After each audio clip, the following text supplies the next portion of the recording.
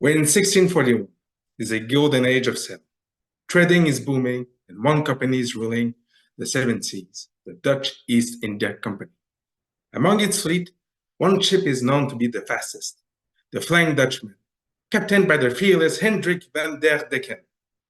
Him and his crew were returning from a mission from Jakarta, and the ship was filled with spices and goods. However, for the return, they needed to risk the perilous passage of the Cape of Good Hope, located in South Africa. It's a bit ironic that it's called Good Hope since it was also known under another name, the Cape of Storm, a well-known graveyard for reckless captains. But Captain Decken is not a reckless captain, not any kind of captain. In fact, he's a well-experienced captain, well-known by his peers to brave any kind of storms and successful. He had also under his command the most advanced ship of that time, the Flying Dutchman. What can go wrong? After a few months' journey sailing to the eastern seas, he was at a point where he had to adventure himself and his crews through the treacherous path. The day was sunny, but the more he was approaching the cape, the more the sky became darker. When he reached the Good Hope, there was no more sunlight. There was only darkness. The only source of light was the lightning striking the skies. Hope was no more. The waves started to crash against the ship with all their wrath. At times, some of those were even bigger than some man of war, warship.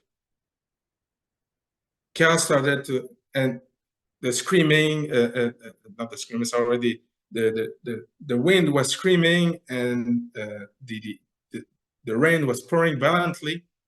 Chaos started to take over the ship, and the sound of screams of terror could be heard all over the main deck.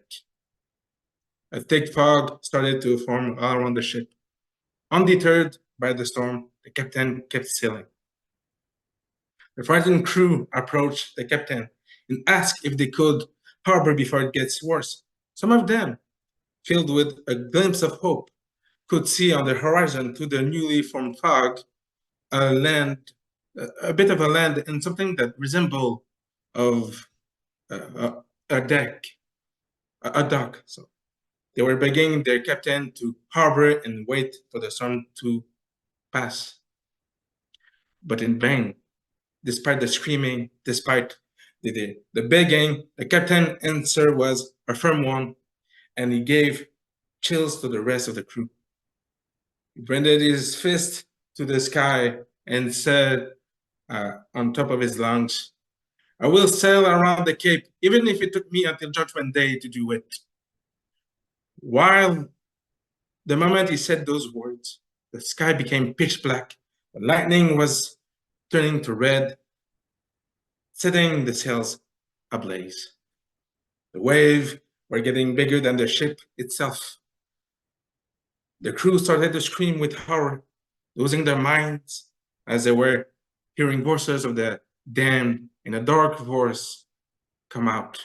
The call of Cthulhu whispered to the captain's ears, "So be it. You will sail the high seas and will never find harbor nor peace until Judgment Day." Their ship hit a rock soon after the whisper and sunk, and with it, killing all the poor souls on board. That is supposed to be the official logs, the official story.